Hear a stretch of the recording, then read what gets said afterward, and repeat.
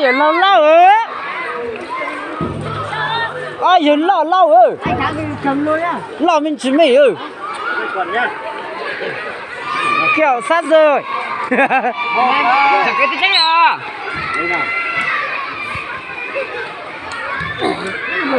Chả cái thế à?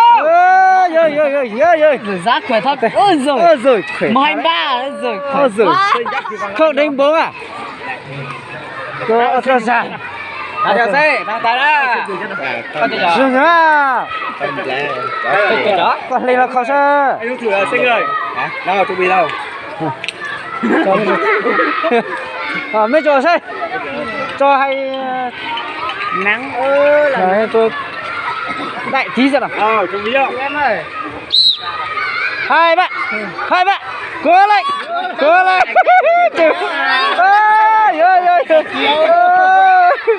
em nhả thì hơn Không là gì cứ nói như nhau. anh xuống ơi đẩy với em à Mày cái tao đẩy một phát bay. đẩy luôn. đẩy luôn chứ đẩy luôn Phát bay, đeo nó mày thiên luôn này. ra cái tiếp theo á Đi nào con. ông mày ơi Không cần. Chừng tao đẩy một phát bay. Mày có thằng này á. con gì Xin tao đẩy phát bay mà.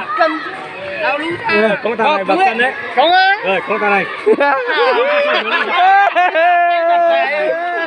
tao rồi mà chở cái tay mà rồi nha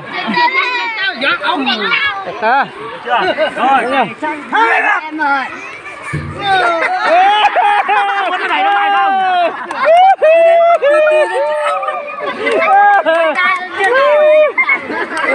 Giá thôi. Bây giờ phải đủ cái thành giá.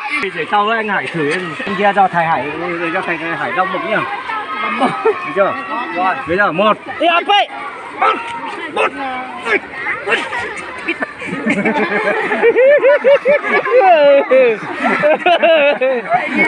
Đủ rất quan thì đéo đủ thì kiểu rằng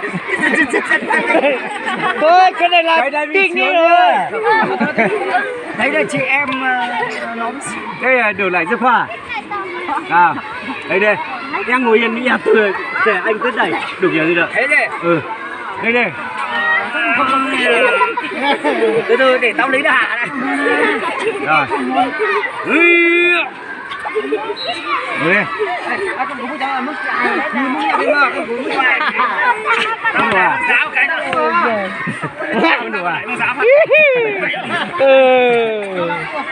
anh đẩy ra giữ nguyên gì ok thích làm nào làm làm nên làm ra đâu giật cái nào cố lên nào